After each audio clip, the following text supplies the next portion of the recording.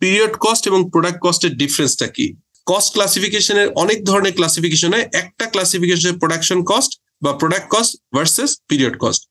Product cost বলতেই direct material, direct labour এবং manufacturing overhead, অর্থাৎ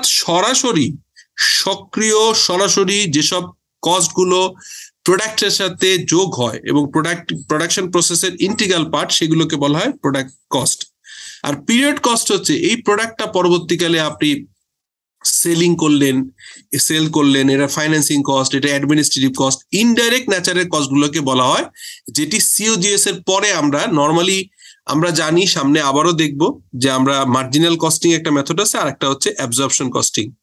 সো এখানে অ্যাবজর্পশন কস্টিং এ আমরা যে ইনকাম স্টেটমেন্ট করি, সেই ইনকাম স্টেটমেন্টে আমরা জিপির cost of goods sold sales থেকে বাদ দিয়ে আমরা পাই যে জিপি গ্রস প্রফিট। সেই গ্রস প্রফিটের পরে আদার ওপেক্স বা ওপেক্স যে বাদ দেয়, সেই ওপেক্স এর ভিতরে সেলিং মার্কেটিং থাকে, ওপেক্স এর পার্টটাই বেসিক্যালি পিরিয়ড কস্ট। আর সরাসরি প্রোডাক্ট কস্টটা হচ্ছে যেটাকে প্রোডাক্ট কস্ট বলা হয়। সো একটা এক্সাম্পল যদি দেখি, টোটাল কস্টের ভিতরে প্রোডাকশন কস্ট, ম্যানুফ্যাকচারিং কস্ট হচ্ছে ডাইরেক্ট ম্যাটেরিয়াল, ডাইরেক্ট লেবার এবং manufacturing overhead.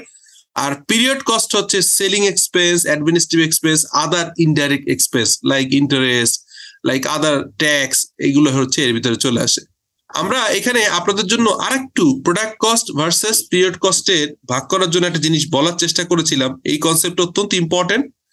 Product cost include direct raw material. Product কস্টটা ডাইরেক্ট র মেটেরিয়াল থাকে, ডাইরেক্ট লেবার এবং ম্যানুফ্যাকচারিং ওভারহেড এর ভিতরে ইনক্লুডেড হয়। এটি দুটো ভাগে হয়, একটা হচ্ছে ব্যালেন্স শিটে যায়, যেটা ইনভেন্টরি থাকে, আপনার ক্লোজিং ইনভেন্টরি ব্যালেন্স শিটে চলে যায়, আর ইনকাম স্টেটমেন্টে সিওজিএস এর ভিতরে চলে যায়। তো দুইটা পার্ট হয় আসলে, প্রোডাক্ট কস্টটা দুই জায়গায় ভাগ হয়। আর পিরিয়ড কস্টটা আসলে কোথাও যায় না, সরাসরি এই পিরিয়ডে, যে পিরিয়ডের ইনকাম স্টেটমেন্ট করছেন সেই পিরিয়ডে সরাসরি চার্জ হয়। Period cost are not included in the product cost. Product কস্টের ভিতরে পিরিয়ড কস্ট থাকে না, পিরিয়ড কস্ট আলাদা। ওই যে বললাম আগের স্লাইডে ছিল selling, administrative and other expense, এগুলো হচ্ছে ইনকাম স্টেটমেন্টে সরাসরি জিপির পরে আমরা যে আদার খরচগুলো দিই, ওপেক্স দিই, সেই ওপেক্স এর পার্টে থাকে।